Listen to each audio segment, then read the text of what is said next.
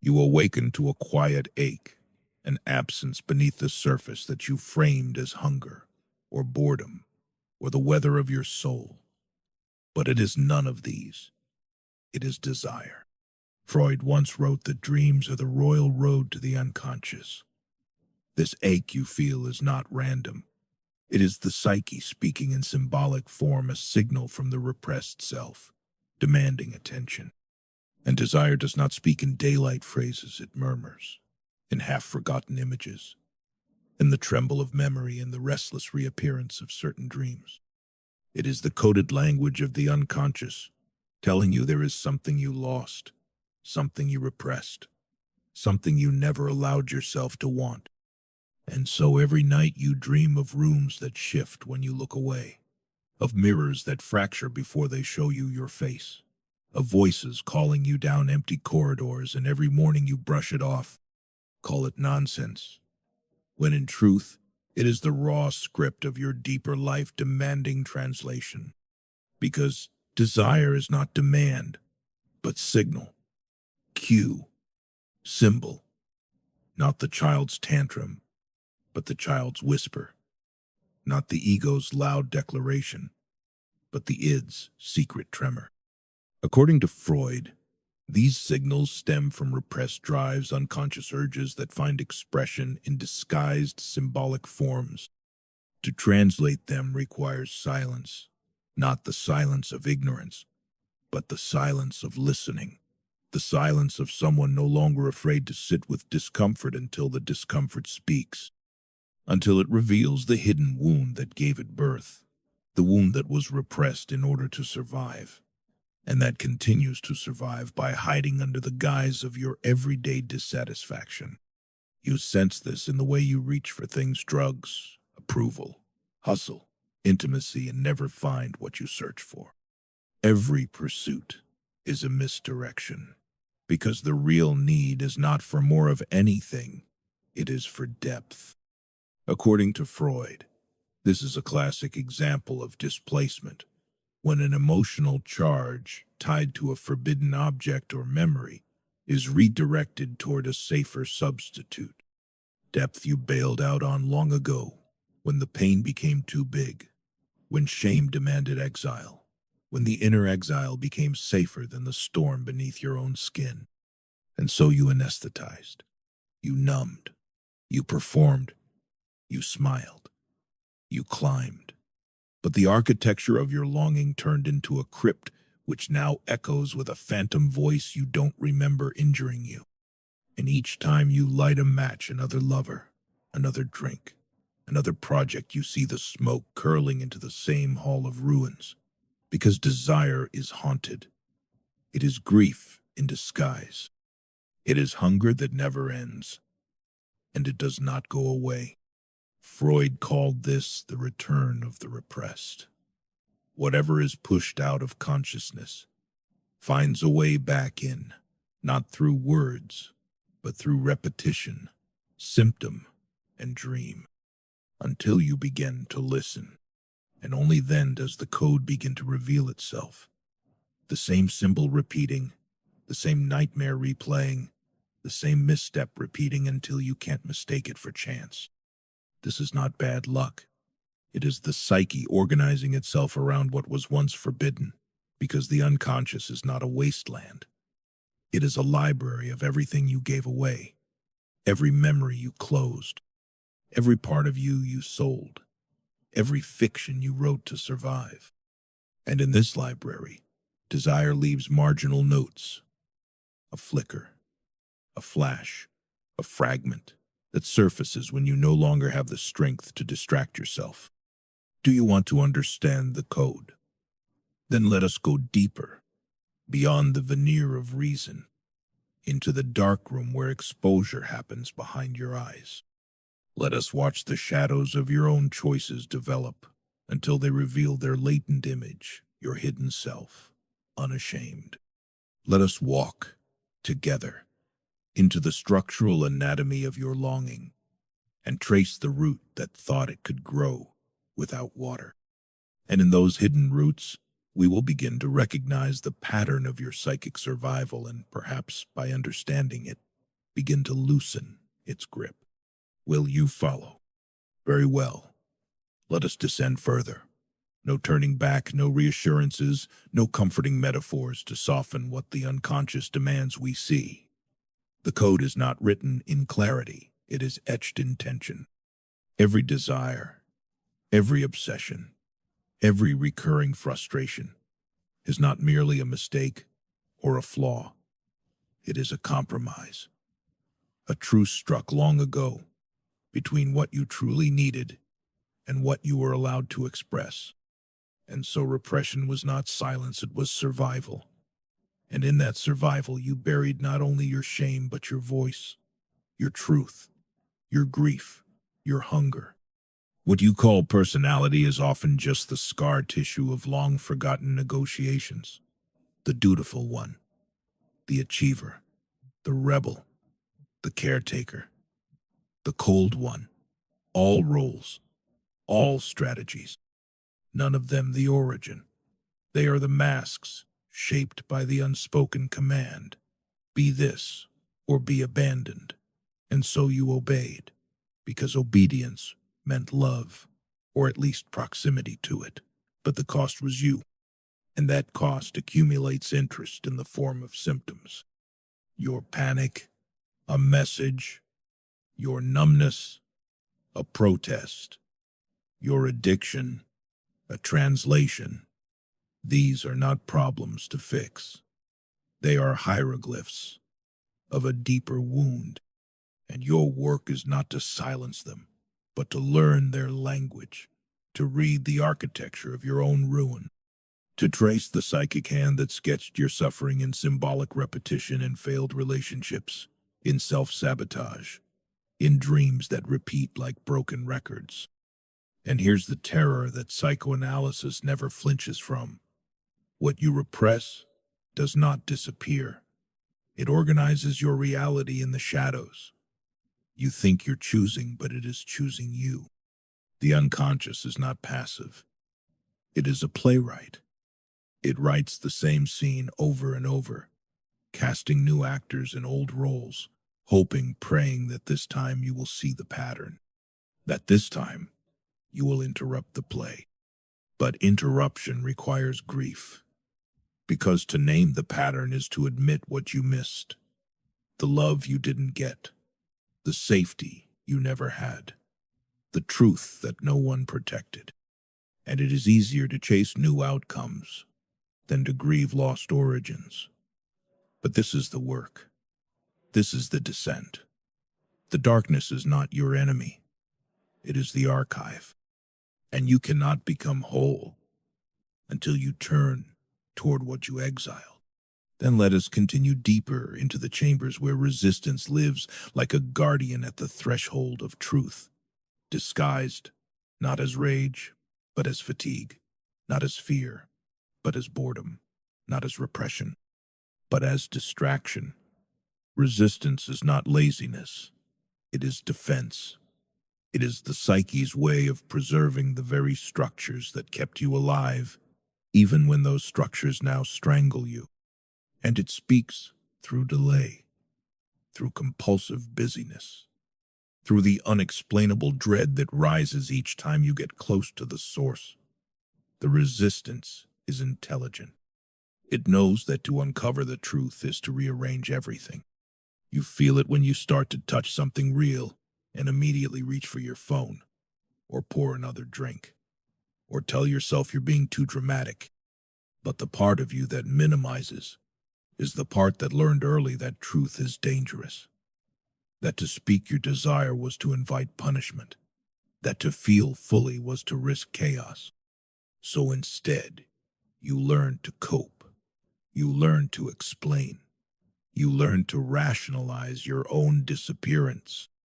And so now, when the unconscious tries to return what was lost in dreams, in symbols, in relational conflict, you resist. Because healing isn't just beautiful, it's violent. It shatters what kept you intact. It burns the house where the false self was raised, and you have grown attached to the furniture of your dysfunction. But make no mistake, Every symptom is sacred. Every neurotic pattern is an encoded map back to the place where something broke.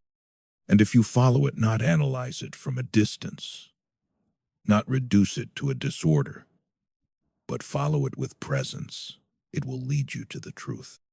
The truth that your wounds have been staging a theater of repetition in your life, choosing lovers who echo your parents, creating crises that match your childhood chaos, sabotaging opportunities that threaten to make you visible. This is the compulsion to repeat, practice, and it is not madness, it is logic. The unconscious repeats what was unresolved not to punish, but to complete. It is trying, again and again, to get it right, to find the ending that never came, to finally say what was once unspeakable. You think you are broken because you are stuck in loops, but the loops are the psyche's cry for liberation. To break them, you must become fluent in their language. This is the threshold where you stop blaming the world and start recognizing your architecture, where you stop trying to win love and start grieving its absence, where you stop projecting your needs onto others and start reclaiming them as your own. Projection is not illusion. It is a mirror, and every mirror shattered in anger is a chance to see the face beneath the persona. Then we continue past the walls of defense into the basement where shame lives like a god in exile, silent, watching, shaping. Shame is not weakness. It is the memory of being seen and judged at the moment you were most yourself. It is the scar left by the original wound, when you were punished, not for what you did, but for what you were. A feeling too big, a need too loud, a joy too free. And so, to survive, you fragmented. You became acceptable. You traded wholeness for approval. This was not conscious. The child does not reason, the child absorbs. The gaze of the caregiver becomes law. The mood of the room becomes scripture. And so you learn to perform, to shrink, to hide your instincts beneath layers of silence. But instincts do not die. They become ghosts inhabiting your anxiety, your compulsions, your illnesses. And the ego, the mask you built to navigate the world, becomes both your shield and your prison. The ego is not the enemy, but it is a construct assembled piece by piece from the expectations of others. It is the architecture of survival, not the essence of being, and it will fight to protect itself, because to question it is to risk unraveling the entire edifice. But the truth is, you are not your mask. You are what was masked. You are the animal beneath the armor, the chaos beneath the calm, the full spectrum of emotion you were taught to fear. And here is where most turn back, because beneath shame lies grief, the grief of how much was abandoned, how many years were spent exiling yourself, how much life was lived as a performance. This grief cannot be bypassed. It must be sat with, breathed through, felt in the body, where all repression begins. And it is here, in the descent, where the psyche begins to awaken, not through inspiration, but through mourning, mourning the self that was never allowed to be, mourning the childhood that required acting, mourning the intimacy that was distorted by projection and fear. This is not a breakdown. It is a return. When you stop pathologizing your pain, you begin to hear its message. When you stop trying to fix yourself, you begin to see you were never broken, only divided, split between the self you were told to be and the self you truly are. And the unconscious, all this time, has been loyal not to your mask, but to your truth. It has sent you symbols, nightmares, conflicts, longings. It has tried again and again to call you home, not to comfort but to coherence, not to happiness but to wholeness. Then breathe deep, for now we pass through the most dangerous illusion of all idealization, the need to make someone perfect or to become perfect yourself is not about love or excellence. It is about terror, the terror of knowing that love is unreliable, that caregivers fail, that the world is imperfect and indifferent. And so, to survive that truth, the psyche constructs God's false fathers, flawless mothers, untouchable teachers, messianic lovers.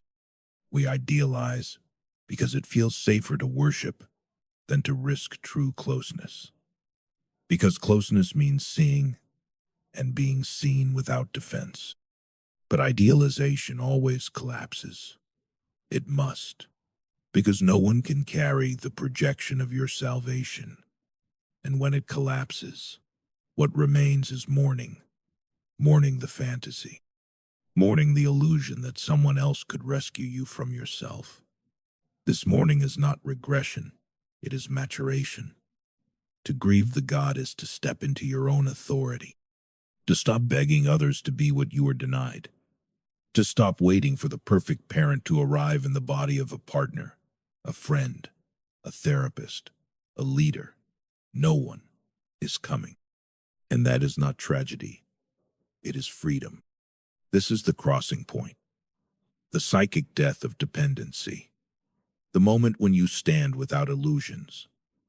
No rescuer, no enemy, just yourself, raw, unfinished, breathing. And behind that moment of collapse emerges the strange, subtle flicker of something else. Not hope, not triumph, but desire reborn. Not the compulsive, addictive desire that seeks to fill the void, but a quieter, steadier desire. The desire to know yourself, to touch truth, to feel with unmuted intensity, to want without shame, to speak without disguise. This desire is not naive. It has died and returned. It no longer wants the ideal. It wants the real, real connection, real freedom, real suffering, real joy. The kind that cannot be packaged or sold or performed. And with it comes a new kind of power, not domination but depth, not control but capacity. The power to be present with contradiction, the power to endure uncertainty, the power to listen to your own unconscious with reverence rather than resistance. And this is where psychoanalysis ceases to be theory and becomes devotion, not to a doctrine, but to the project of making the unconscious conscious, of decoding the dream, of tracing the symptom back to its symbolic root, of walking the labyrinth of repression, not to escape, but to remember. You begin to see that the dream is not nonsense. It is a map, that the fear is not weakness. It is a threshold, that the repetition is not failure. It is fidelity, the soul refusing to abandon what was once cast out. Would you like to continue into the final movement, where this descent becomes a return, where symbolic literacy gives way to embodied integration, and where desire is no longer denied, but dignified? Let me guide you there. Then stay close.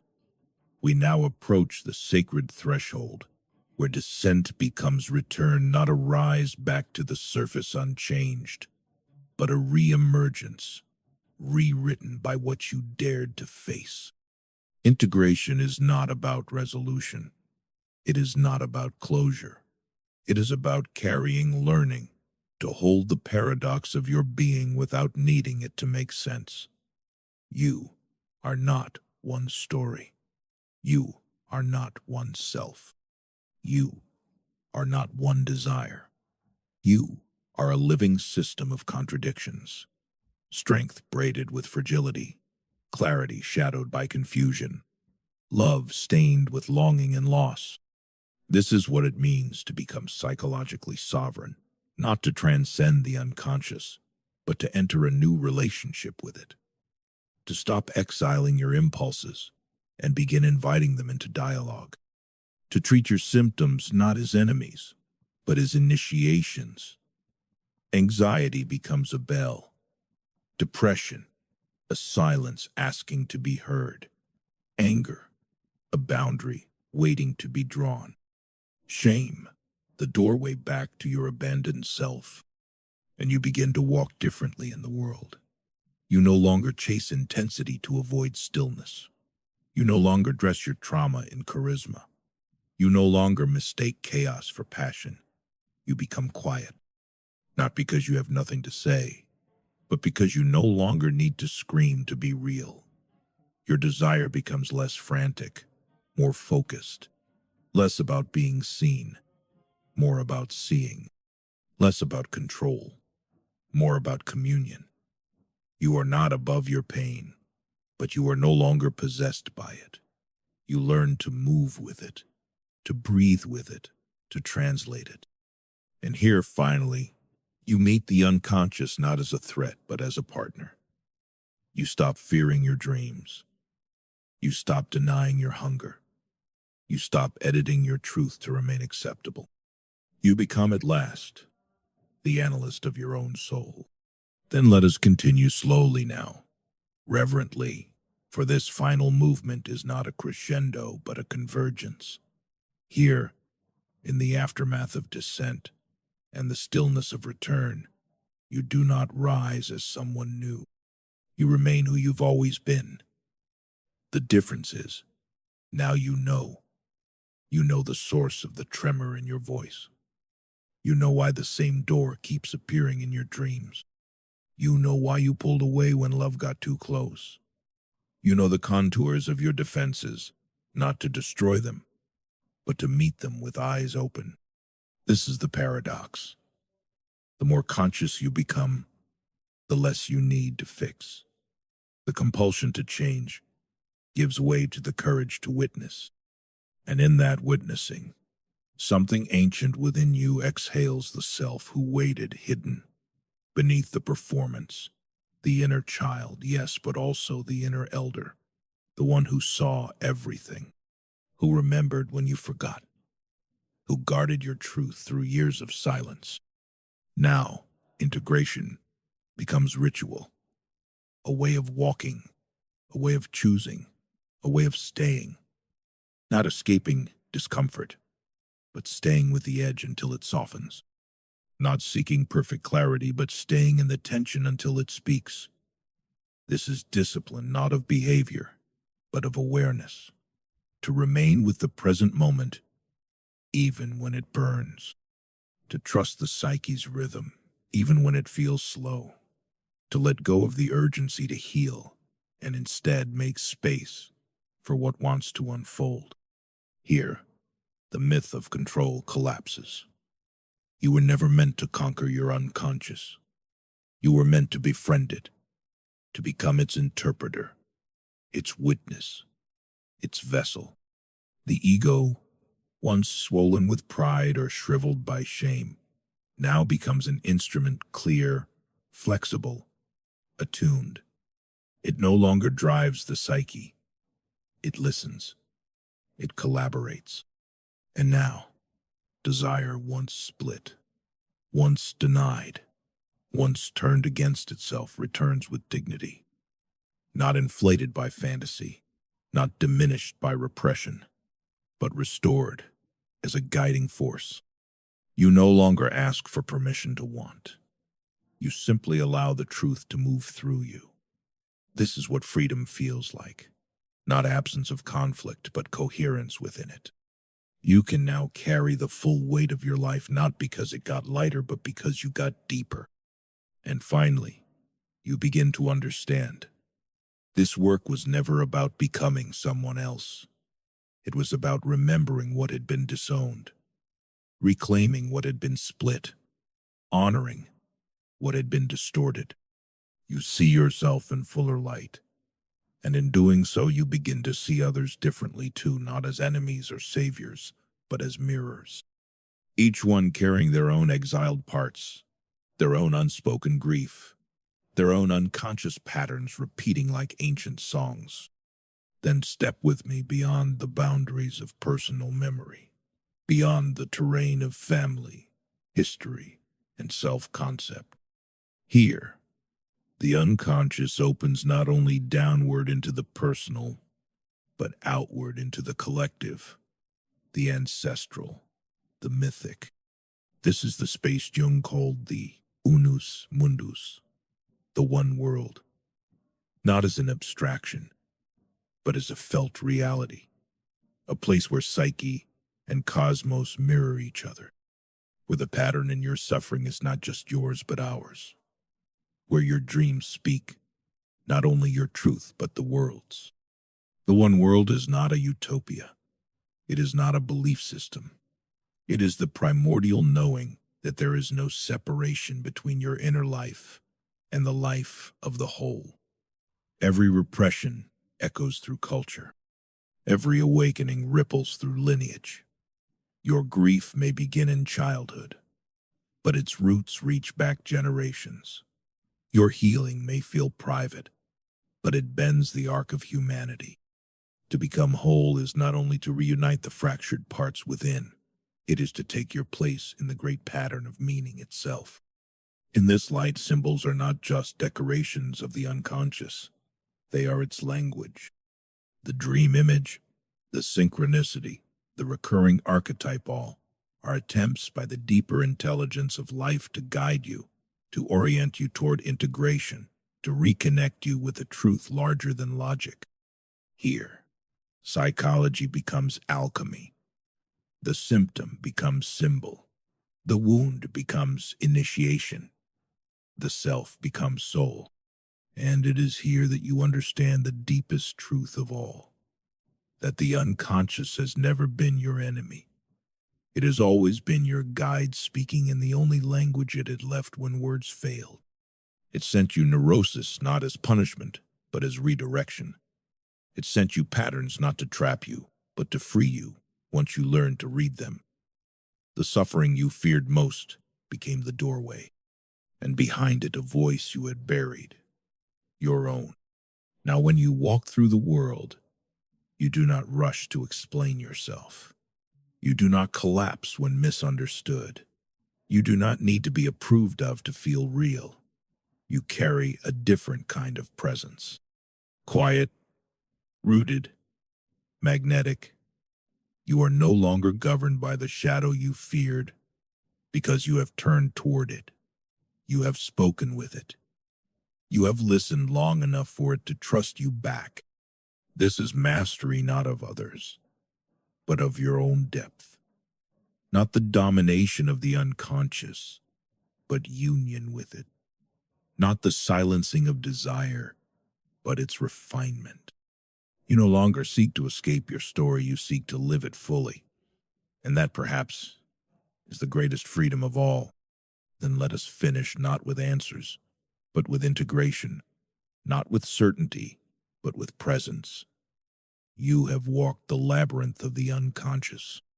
You have stood at the gates of repression and looked into the eyes of what you once feared. You have listened to the voice beneath the voice, the one that trembles with truth. You have shed illusions like old skin, each layer falling not as failure, but as initiation.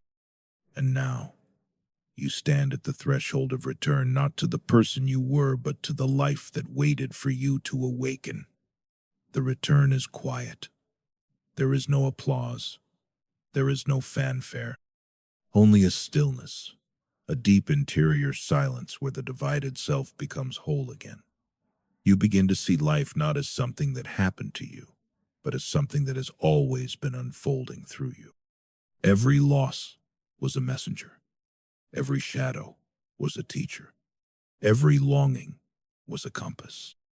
You are no longer confused by contradiction. You do not seek to eliminate it. You become the vessel that holds it.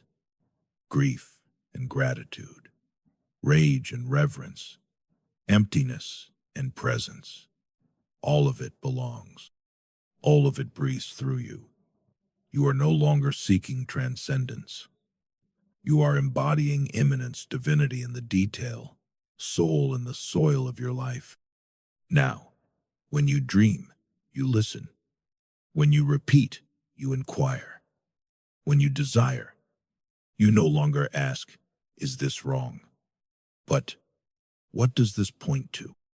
You do not need to be perfect. You need only be awake. And in that wakefulness, something sacred stirs. Not salvation, but participation.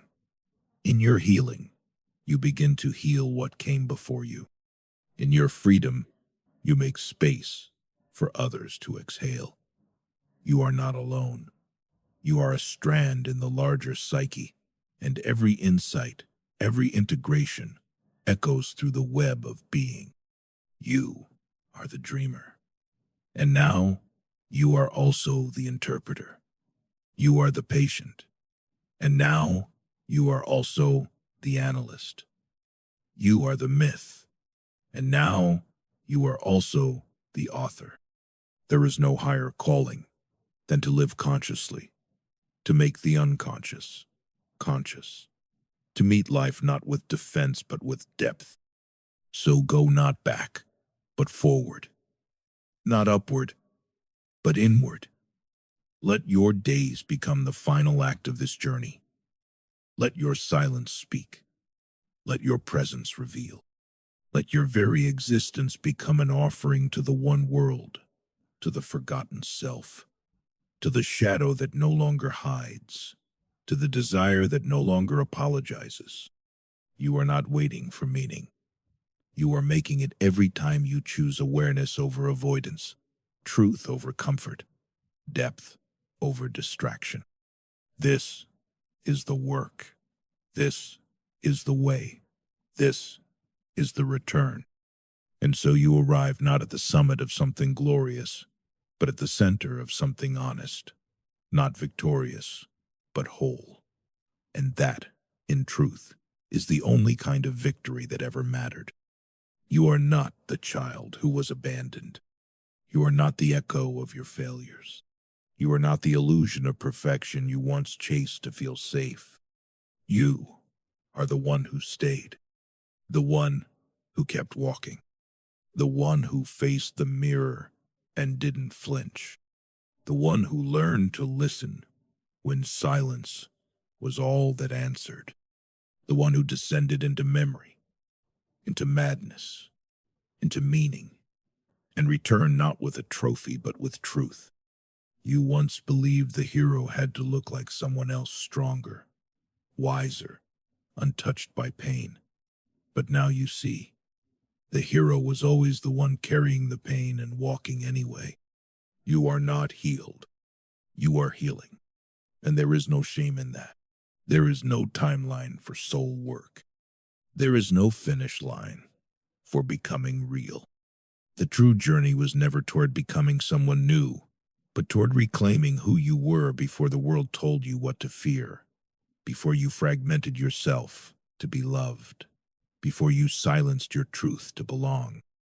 Now, you return to yourself, not to the self you performed, but to the one who witnessed it all quietly inside, the one who never left, the one who speaks in dreams, the one who loves without needing to be seen. And that self, the shadow, and the soul together walks with you now, not behind, not beneath, but beside you, equal, integrated, yours. The world will not always understand this version of you. You may lose some things. You may outgrow some people, but you will never again abandon yourself. Because now you know the hero you were waiting for isn't coming. He is already here. She is already breathing. They are already awake in you. So go live not like someone who's trying to prove their worth, but like someone who finally remembers they were never broken. The journey ends, not with a conclusion, but with a beginning, real, rooted, and entirely your own.